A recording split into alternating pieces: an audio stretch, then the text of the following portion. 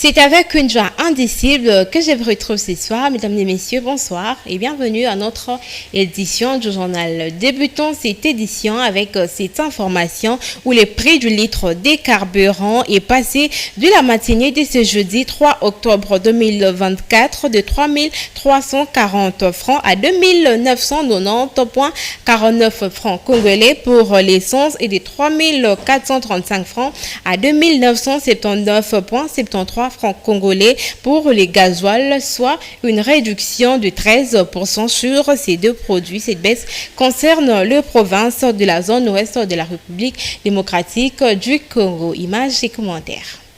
À l'arrêté révisant la baisse du prix de produits pétroliers en République démocratique du Congo, les prix du litre des carburants de la zone ouest passent dès ce jeudi de 3 340 francs congolais à 2 990,49 francs pour l'essence et le gasoil passe de 3 435 à 2 979,73 francs congolais, soit une réduction de 13% pour les deux produits. La zone ouest comprend les provinces de Kinshasa, Équateur, Congo central, Kwango, Kwilu, Maïndombe, Mongala, Nord-Ubangi, Sud-Ubangi et la Chouapa. Le ministère de l'économie nationale annonce également une baisse prochaine de prix de 8 biens de grande consommation à la suite de la signature récente par la première ministre du décret portant sur des mesures urgentes de lutte contre la vie chère. Parmi les produits concernés figurent les viandes et volailles surgelées, des poissons surgelés et salés, le lait en poudre, les riz, le maïs et le sucre. Le gouvernement souminois rassure les opérateurs de ces secteurs qu'il suit de près l'évolution des cours du pétrole sur le marché mondial et qu'il est plus que déterminé à préserver le pouvoir d'achat des Congolais. Prenons cette information en bref. Le 3 octobre 2024, un drame s'est produit sur le lac Kivu lorsque le navire MV Merdi, en provenance de Minova et en route vers Kituku à Goma, a sombré en pleine tempête à Nzulo, près des Boulengo. Les premières informations font état d'un bilan dramatique avec tous les passagers et leurs marchandises perdus dans cet accident tragique. Bien que le chiffre exact ne soit pas encore disponible, la situation est alarmante et suscite une grande inquiétude au sein de la communauté. Selon les sources proches de l'enquête, la surcharge du bateau combinée à des mauvaises conditions climatiques serait à l'origine de ces naufrages. Les autorités locales sont mobilisées pour tenter de déterminer les circonstances précises de cet incident et pour secourir des éventuels survivants. Ces tragiques événements rappellent l'importance cruciale de la sécurité maritime sur le lac Kivu où les situations peuvent rapidement devenir dangereuses. Tout à fait autre chose. La première ministre Judith Suminwa-Tuluka a reçu ce mercredi 2 octobre 2024 tour à tour le major Jean-Pierre Kabouik et l'ambassadeur serbien Mirol Jevtic afin de parler de service national en tant qu'organe paramilitaire visant à lutter contre la faim en République démocratique du Congo. Ernest Vakele. Judith Suminwa-Tuluka s'engage à œuvrer pour la montée en puissance du service national. C'était premièrement lors d'une audience avec le général-major Jean-Pierre Kasongo Kabouik. Ce dernier a révélé que le service national élabore un plan triennal pour redynamiser ses activités sur l'ensemble du territoire national. La première ministre soutient pleinement cette initiative qui s'inscrit dans le pilier 1 du programme d'action du gouvernement, lequel vise à promouvoir l'agriculture, la pêche et l'élevage comme levier du développement tout en luttant contre l'insécurité alimentaire à travers le pays. Le service national en tant qu'organe paramilitaire joue un rôle clé dans l'encadrement de jeunes en leur offrant une éducation civique et patriotique tout en les initiant aux activités productives comme l'agriculture et l'élevage. La première ministre a également reçu l'ambassadeur de Serbie, Miroljub Jevtic, qui a exprimé l'engagement de son pays à soutenir la République démocratique du Congo dans la transformation des produits agricoles tels que les maïs et le blé pour lutter contre la faim. Cet appui s'inscrit dans le cadre du pilier 1 du programme d'action du gouvernement visant à moderniser l'agriculture et à créer des coopératives agricoles innovantes dans tous les pays. Le ministre national de la Justice, Maître Constant Mutamba, s'est rendu ce mardi 2 octobre 2024 dans le quartier Mpassa et Canada, dans la commune de Lantsele, afin de rétablir les habitants déguerpis par les hommes forts de ces secteurs dans leurs droits. Christian Rorin était sur terrain pour le détail. Il lui fallut 7 mois pour les uns et 4 pour les autres afin de retrouver encore leur maison, construite depuis plusieurs années grâce aux maigres moyens, mais perdue sans motif valable devant les hommes forts du pays, se fondant sur des décisions unilatérales et iniques de la justice congolaise. Le mardi 2 octobre 2024 restera donc une date gravée à jamais dans le cœur de ces personnes, sans force ni argent pour affronter ces baobas qui n'avaient plus espoir de retrouver un jour leur toit. Grâce à la vision du chef de l'État et portée par la première ministre, l'audacieux Constant Mutamba a retourné ces David dans leur maison grâce aux ordres de l'auditeur supérieur militaire, les colonels magistrats Tom Mutombo Basaya. Les camps militaires des circonstances érigés dans ces maisons est resté vide. Merci.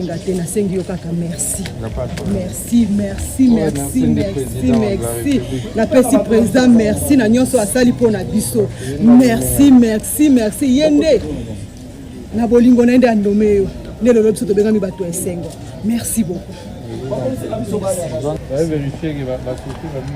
Voyons le ministre d'État, ministre de la Justice et garde-sceaux faire ses déplacements. Le bénéficiaire de cet acte de bonté est caractérisé d'humanisme, ont puisé des forces dans leur joie pour rendre un vibrant hommage mérité au président de la République, Félix-Antoine Tshisekedi, magistrat suprême, pour trouver un jeune ministre qui prend tous les risques pour la meilleure justice soit faite. Et aussi à lui qui, malgré les routes sablonneuses, pluie et nuit, n'a pas manqué de les atteindre.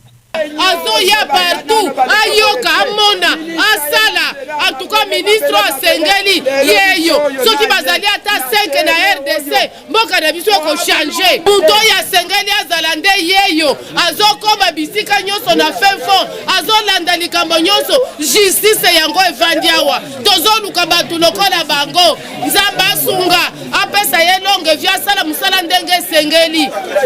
Topesi merci na président Tshisekedi. Na oya sani lokola ponaki ministre Constant Mutamba asalaki vrai choix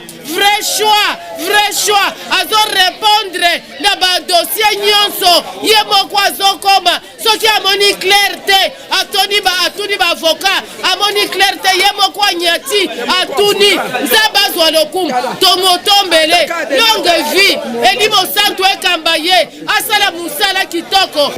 Débuté à 14h12 au quartier Mpassa 1, l'opération de rétablissement des Séquidams dans leur maison s'est clôturée à 21h48 au quartier Canada.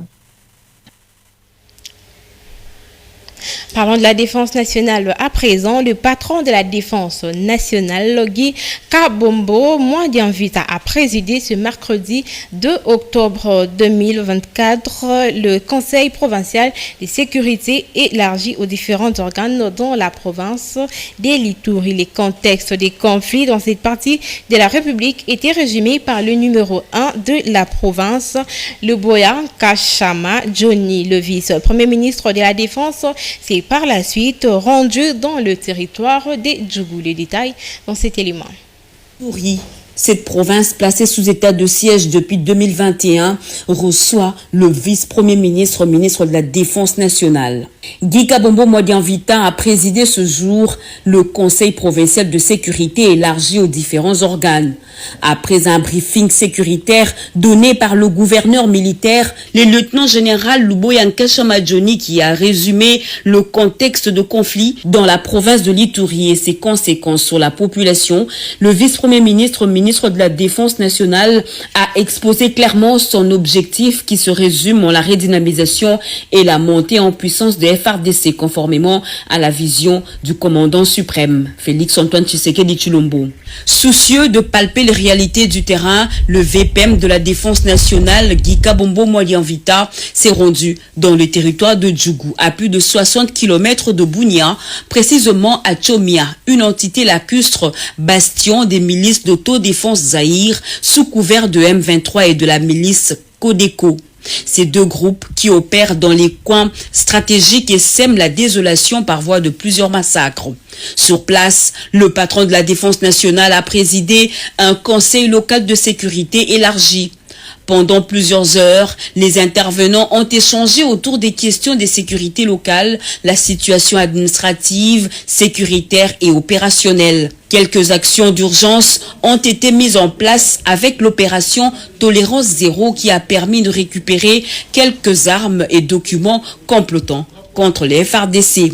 Le VPM de la Défense nationale a rassuré l'Assemblée que leurs préoccupations et les solutions proposées seront transmises au commandant suprême, le chef de l'État Félix-Antoine Tshisekedi Tshilombo, qui ne jure que par la restauration définitive de la paix sur l'étendue du territoire national.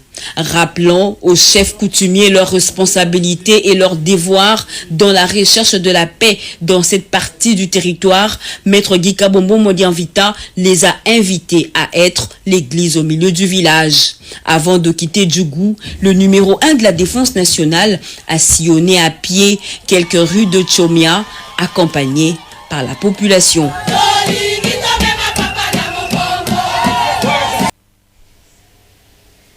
Quittons la Défense nationale pour parler du ministère de l'Intérieur. Jacquemaine Chavani, vice-premier ministre, ministre de l'Intérieur, Sécurité, Décentralisation et Affaires coutumières, a sensibilisé ce mercredi 2 octobre 2024 les partenaires des structures des Nations Unies et les missions diplomatiques à appuyer les efforts du gouvernement central sur la réforme de la police nationale congolaise pour la protection du territoire national. Sadam Naloué. Soucieux de la sécurisation du peuple congolais et de leurs biens, le vice-premier ministre, ministre de l'Intérieur, Sécurité, Décentralisation et Affaires coutumières, Chabani Louko Biango Jacquemain, a sensibilisé les partenaires des structures des Nations Unies et les missions diplomatiques à appuyer les efforts du gouvernement dans la réforme de la police nationale congolaise pour la protection du territoire national, vœu du président de la République démocratique du Congo, Félix-Antoine Tshisekedi Tshilombo, dans sa vision exprimée au programme d'action du gouvernement de Madame la Première ministre, Judith Suminwa. Ce qui nécessite les moyens financiers pour garantir la mise en œuvre de cette réforme en ce qui concerne la logistique, la mise à niveau, la formation des policiers pour ne citer que cela. Puisqu'il s'agit d'un processus de réforme, il est tout naturellement indiqué qu'il soit évalué au terme d'une période donnée. Il va de soi que l'état d'avancement du projet en cours d'exécution soit connu pour tirer les conséquences en vue de prendre des dispositions qui s'imposent afin d'atteindre les résultats attendus. 91 millions de dollars américains est le coût de ce projet du programme conjoint d'appui à la réforme de la police nationale congolaise pour un quinquennat. Et cependant, seulement 11 millions de dollars sont disponibilisés par les bailleurs de fonds.